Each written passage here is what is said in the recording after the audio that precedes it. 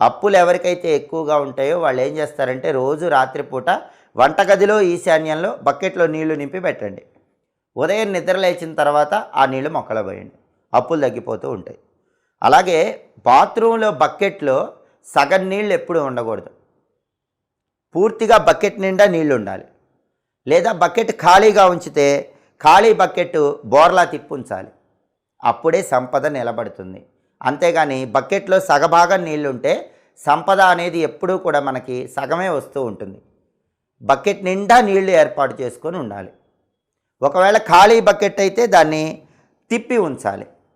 అప్పుడు అదృష్టం పడుతుంది. అలాగే ఎప్పుడూ కూడా మెయిన్ ఎంట్రన్స్ పైన లైట్ వెలుగుతూ ఉండేలాగా చూడండి. రాత్రిపూట కూడా మెయిన్ ఎంట్రన్స్ పైన ఏదో ఒక చిన్న నైట్ బల్బు వెలుగుతూ ఉండాలి. అలాగే ఇంట్లో ఆగ్నేయంలో రెడ్ లైట్ వెలగాలి. అంటే రెడ్ బల్బులు ఉంటాయి. ఆ రెడ్ బల్బ్ అనేది